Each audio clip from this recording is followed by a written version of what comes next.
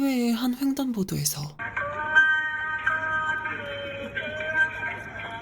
라는 소리가 들리고 사람들이 멈춰섭니다. 넷플릭스 83개국 1위 포브스 기사 오징어 게임은 꼭 봐야 한다. 월스트리트 저널 오징어 게임은 전 세계적인 문화 현상이다. 넷플릭스 오리지널 한국 드라마 오징어 게임. 이제는 이 드라마의 성공을 논하는 것 자체가 진부하게 느껴진 만큼 오징어 게임은 정말 엄청난 성공을 누리고 있습니다. 오징어 게임이 성공한 요인에 대해서 다양한 전문가들이 분석을 내놓고 있는데요. 저는 그 중에서도 이것에 좀 집중하고 싶습니다. 바로 한국적 요소입니다. 오징어 게임에서는 무궁화꽃이 피었습니다, 달고나, 구슬치기 등 어렸을 적 유행했던 한국의 전통놀이들이 등장합니다. 해외에서 무궁화꽃이 피었다를 길거리 한복판에서 하고 달고나가 품절될 만큼 한국만의 한국적인 요소들이 큰 인기를 끌고 있죠. 그리고 오타쿠분들이라면 아시겠지만 최근 이러한 한국적인 요소로 흥행을 일으킨 콘텐츠가 하나 더 있는데요. 바로 똥발반대입니다. EBS 교육용 만화에서 갑자기 엄청난 퀄리티의 K-POP 퍼포먼스를 하는 똥발반대는 특유의 B급 감성으로 한국 오타쿠들에게 컬트적인 인기를 끌었는데요. 저는 똥발반대의 성공 요인이 비단 고퀄리티의 K-POP만은 아니었다고 생각합니다. 우리 동네를 보는 듯한 베이지 톤의 아파트 단지, 그리고 그 안에 이질적인 듯 알록달록한 놀이터, 몸빼바지에 유모차를 끌고 나온 할머니, 모두가 마치 우리의 삶을 그대로 본떠다 놓은 듯한 한국적인 것들이 배경에 내재되어 있었습니다. 이처럼 오징어 게임과 똥발반대는 특유의 한국적인 요소로 엄청난 인기를 끌었는데요. 저는 이러한 콘텐츠들의 성공을 보고 한편으론 씁쓸해지기도 했습니다. 그 이유는 이런 한국적인 요소의 성공들이 한국의 서브컬처 업계와 너무도 비교되었기 때문입니다. 저는 똥발반대의 제작비화에서 이런 이야기들을 들을 수 있었는데요. 북미시장을 목표로 하는 작품을 연출을 하다 보니까 한국적인 냄새가 조금이라도 나는 부분이 있다면 그런 것들을 다 커트를 했거든요. 그동안 금지됐었던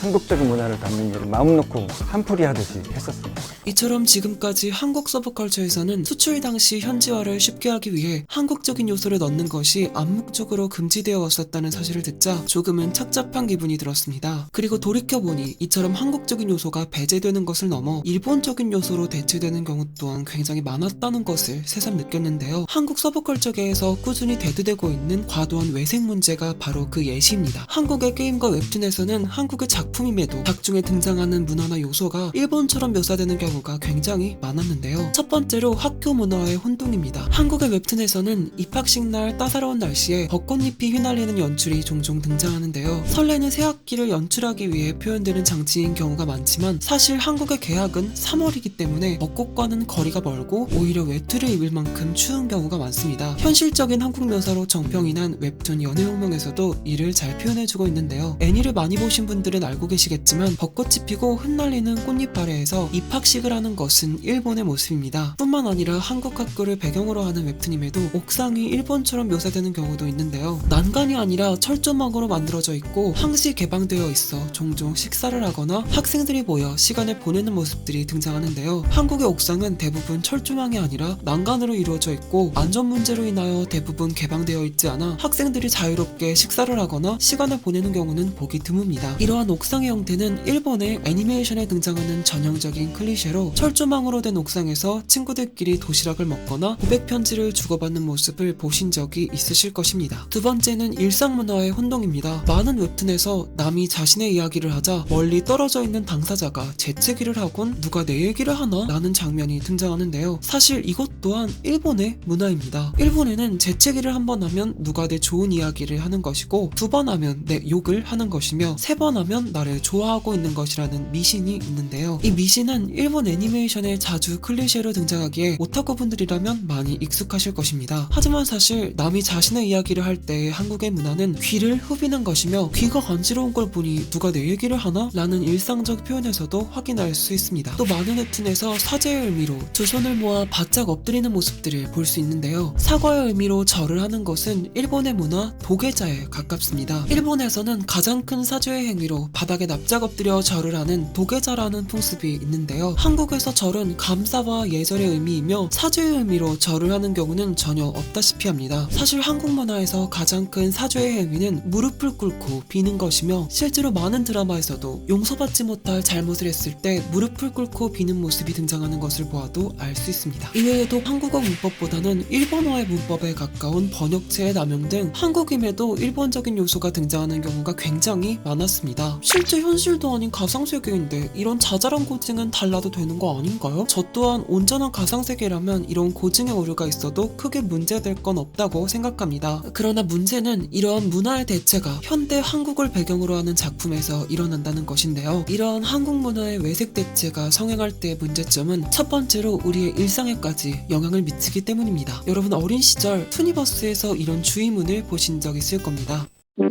짱구야, 너 만화에서 나오는 거 따라하고 그러면 안 된다. 아빠는 참 아직도 날 어린애로 본다니까. 주니버스 친구들도 이런 건 안 따라한다고요. 그럼 당연하지.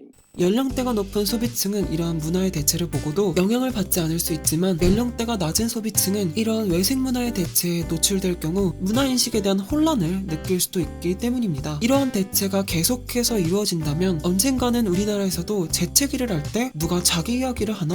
라고 말하고 사죄를 할 때 도계자를 하는 모습들이 일상적이게 되는 날이 올 수도 있다는 것입니다. 근데 만약 그렇다 해도 재채기할 때 미신 하나 믿고 사과할 때 절 하나 하게 되는 게 그렇게 큰 문제인가요? 그럴 수도 있지 않나? 네, 맞습니다. 사실 그렇게 큰 문제는 아닐 것이고 우리에게 물질적이거나 살에 와닿는 피해를 발생시키지는 않을 것입니다. 그러나 일제강점기 시절 일본이 우리나라를 식민지화하기 위해 취했던 방법이 바로 한국의 문화를 일본의 문화로 대체하는 문화 말살 정책이었다는 것을 생각해보면 저는 이 문제에 대해선 조금 더 신중하게 고민을 해봐야 하지 않을까 라는 생각이 듭니다. 물론 이러한 외색을 통한 문화의 대체가 작가님들께서 한국의 문화보다 일본의 문화가 우월하기 때문이다 라고 생각했기 때문에 발생한 것은 전혀 아닐 것입니다. 창작의 영역에는 모방과 참고가 수반될 수밖에 없으며 특히 후발주자의 입장에선 이미 성공한 선두주자의 작품을 참고하고 무의식적으로 영향을 받을 수밖에 없습니다. 한국 만화보다도 일본 만화를 보고 자란 우리 세대에서는 알게 모르게 작품을 창작할 때 일본의 문화적 클리셰가 묻어나오는 것이죠. 또 이런 생각 또한 드실 수도 있습니다. 재팬이메이션은 세계적으로 성공했기에 성공 공식을 따르는 차원에서 이러한 외색 요소를 집어넣는 것이고 이를 배제할 경우 콘텐츠의 상업성과 흥행 성공률이 낮아질까 걱정된다 라는 염려 또한 드실 수도 있는데요. 이러한 생각이 기우라는 것의 근거로 저는 최근 화제가 된 게임 도깨비를 들고 싶습니다. 검은 사막의 제작사 펄 어비스는 얼마 전 도깨비라는 신작 게임을 발표했는데요. 발표 직후 특유의 한국적인 요소로 많은 게이머들과 업계에서 한국 게임의 희망이라는 평을 받으며 주가마저 폭등시켰습니다. 그렇다면 과연 이 게임을 극찬받게 한 한국적인 요소는 어떤 것들이었을까요? 국악을 이용한 BGM이나 한복을 입은 캐릭터들, 김치와 비빔밥 같은 아이템이 등장했을까요? 전혀 그렇지 않습니다. 이 게임은 그저 오늘날의 한국을 게임 속에 그대로 옮겨놓았을 뿐이었습니다. 알록달록한 놀이터, 즐비한 버스 정류장, 그리고 그 옆에 있는 도심 속의 기와 건물 등 우리에겐 너무도 일상적이어서 한국적인 것이라 느끼지 못한 것들이 이 게임엔 한국적 요소로서 담겨 있었습니다. 이를 보고 네이버 웹툰 칼부림의 고일건 작가님은 이렇게 호평했습니다. 한복을 입지 않아도 캐릭터에 한국의 감성이 묻어나고 한옥이 즐비하지 않아도 한국의 일상을 느낄 만한 거리를 만들어냈다. 박물관에서 가꿔내온 것 같은 전통이 아닌 일상에서 함께 숨쉬는 전통 문화들을 깨알같이 집어넣은 것은 이 게임의 위트 같다. 저는 이 게임의 제목에서도 멋짐을 느꼈는데요. 이 게임의 영어 제목은 DOKEV,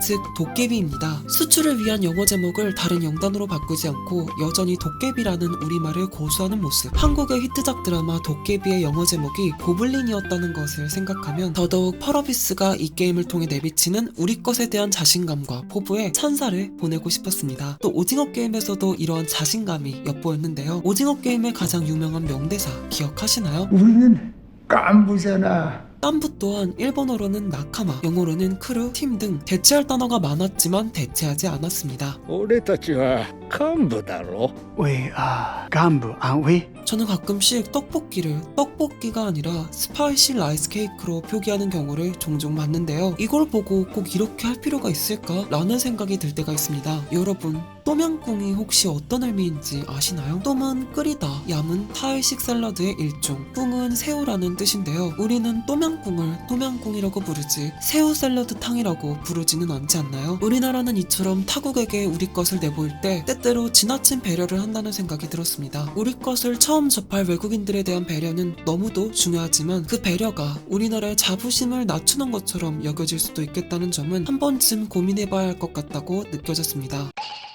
제가 영상 제목에 오징어 게임을 좋아하기만 하면 안 되는 이유라고 적어놓았는데요. 사실 좋아하기만 하셔도 됩니다. 더 마음껏 좋아하시고 즐겨주시고 웃어주세요. 이처럼 오늘날의 한국적인 것을 담아 만들어진 콘텐츠들이 더욱 많은 사람들에게 사랑받고 성공하는 모습들이 보여지면 일본 애니메이션이 성공해 일본 문화를 그려내는 것이 성공 공식이 된 것처럼 이제는 한국적인 것을 담는 것이 한국 서브컬처계의 새로운 성공 공식이 될 것이라고 믿습니다. 이전까지 한국적인 것은 옛날 사람들이 살던 고궁, 옛날 사람들이 입던 한복, 옛날 사람들이 먹던 김치 등 옛날 사람들이 즐기던 것들이었습니다. 그러나 지금은 오늘날 우리가 사는 곳, 지금 우리가 하는 놀이, 지금 우리가 먹는 음식, 지금 우리가 부르는 노래가 바로 한국적인 것이 되었습니다. 다시 말해 한국적인 것은 특별한 것이 아니라 오늘날 우리의 삶이 곧 한국적인 것이 된 것이죠. 2021년 지구의 이 시간에서 가장 인상 깊은 영화를 만들고 가장 멋들어진 노래를 부르고 가장 흥미로운 드라마를 만드는